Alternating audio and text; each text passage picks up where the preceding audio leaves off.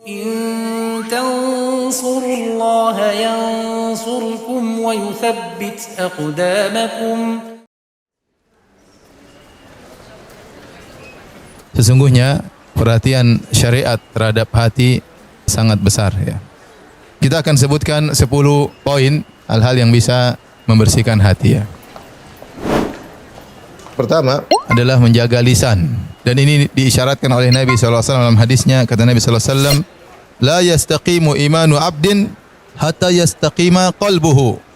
Tidaklah akan lurus iman seorang hamba sampai lurus hatinya. Wala yastaqimu qalbuhu hatta yastaqima lisanuhu. Dan hatinya tidak bisa istiqamah, tidak bisa lurus sampai lurus lisannya.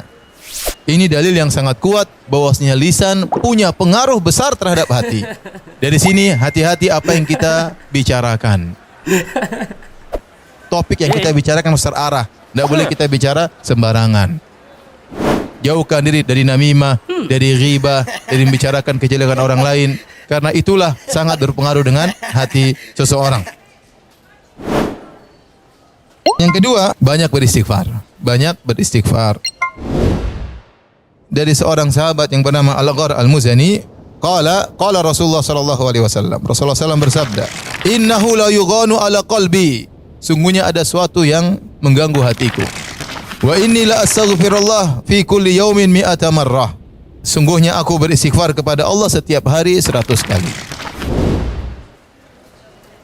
Tatkala Nabi mengatakan la yughan ala qalbi, ada sesuatu bermasalah dalam hati Nabi sallallahu alaihi wasallam. Maka untuk menghilangkan masalah tersebut dari hati Nabi sallallahu alaihi wasallam, maka Nabi beristighfar kepada Allah Subhanahu wa taala. Jadi intinya kalau Nabi gelisah, ada sesuatu yang tidak enak dalam hatinya, maka apa yang beliau lakukan apa? Istighfar.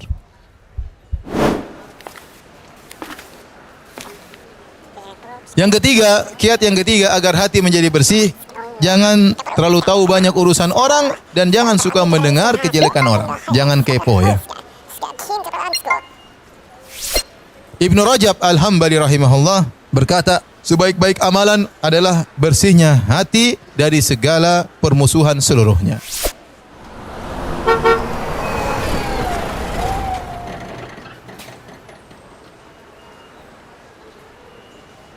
Jadi kalau hati bersih, tidak tahu keburukan orang, tidak tahu permasalahan orang, itu lebih baik sebisa mungkin. Oleh karena seorang berusaha tidak mendengar tentang keburukan-keburukan orang lain.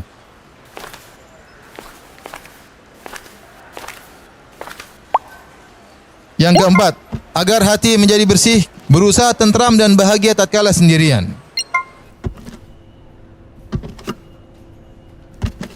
Terkadang kita perlu nyaman dengan kesendirian, dan ini penting.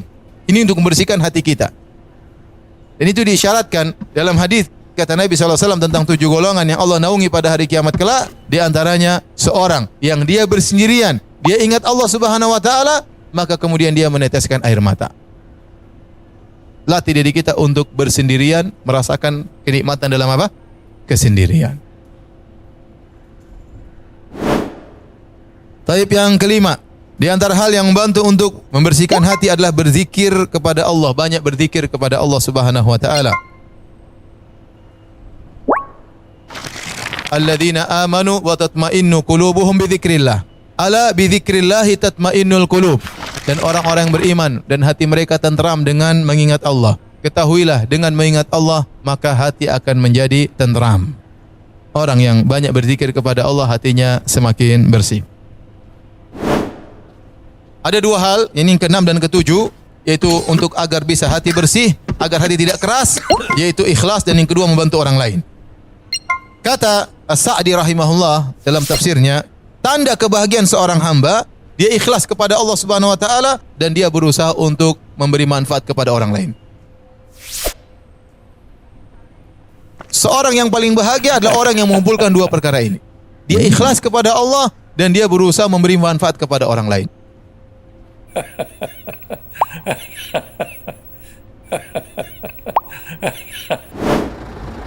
8. Agar hati menjadi bersih, terhindar dari berbagai macam kotoran. Jangan masukkan dunia di hati.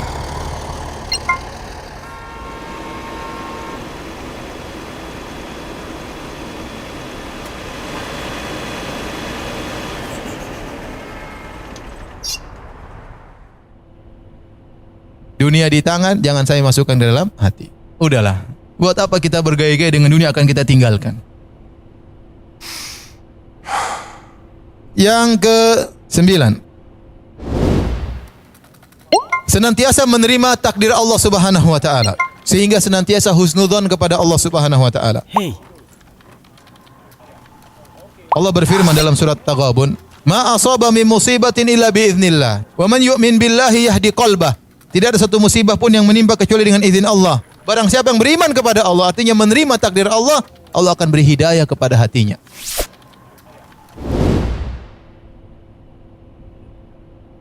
Kita semua hidup dalam ujian. Tapi kalau kita husnudzon kepada Allah, terima dengan semua takdir, maka hati kita akan menjadi bersih.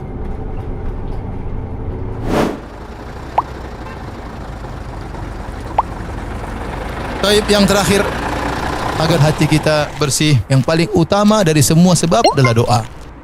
Di antara doa yang diajarkan oleh Nabi sallallahu alaihi wasallam, harap dihafal, ya muqallibal qulub, tsabbit qalbi ala dinik. Wahai pembolak-balik hati manusia, tegarkan hatiku di atas agamamu. Sejauh mana kita praktekkan teori-teori ini, sejauh itu pula hati kita akan bersih. Dan yakinlah bahwasanya hari kiamat kelak yang bermanfaat hanyalah hati yang bersih.